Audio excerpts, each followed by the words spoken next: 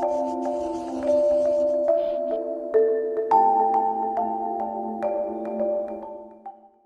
Other Side of Night is a story about Harriet Kilty, a disgraced former police officer who finds a cryptic message in a book, and it leads her back to the man she once thought was the love of her life, but who she now suspects of murder. So today I want to actually talk about something which is a little strange for a prose fiction book, which is actually some of the poetry. There's one poem in the book that doesn't come from Ben Elmis, who's the man that Harry is investigating. But all the other poems come from Ben Elmis. And the reason I wanted him to be a poet is that I think poetry is one of the most precise forms of writing there is. You have to capture so much imagery and convey so much emotion in such an economical form. I long to return to that so real place where you took your hand in mine, but your hand is gone, rolled over, rolled on. The stars are ill-aligned. Our elsewhere house lies empty and still. What was is now no more. But when the high gems shimmer and the shutters fall, I still feel those worlds tenderly traced.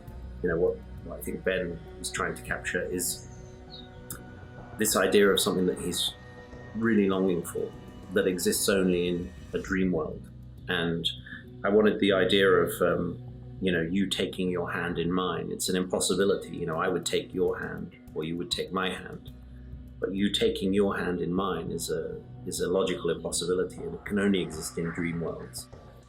I'm going to read another of the poems that's in the book. An edge, shaving moments, to curl and wither, doomed to decay. In flawed minds, what is, what was, and what will be, all lost, the misremembered lyrics of a once cherished song. This poem is about the effect of time on memory and how our minds aren't to be trusted, how what we think we remember may not necessarily be what was true. In terms of my writing process, I write my novels by hand, working with a fountain pen, writing on lined paper.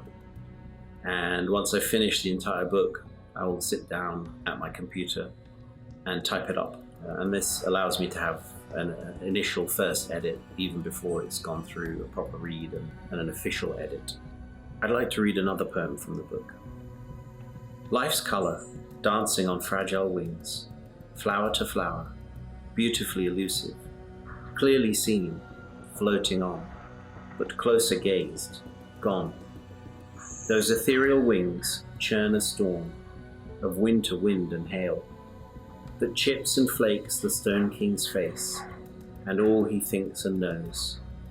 And on the heather royal purple blooms, inviting you to come again. This poem is intended to symbolize truth and how what we believe to be true changes with our understanding of the facts and with our perception as time changes. It's a really important theme in the book, that what we think we know isn't what we actually know. And that again changes with each reading of the book. Like the poetry in the book, The Other Side of Night is susceptible to many different meanings. And I think that was one of the things that I was trying to accomplish in writing the novel, was to make it an experience and a journey for readers, so that wherever you are in your life, you can take something from it. It is a crime story. It is in many ways a work of speculative fiction, but it's also a book about what you need from life. And that question is going to have a very different answer for every single person who picks up this book.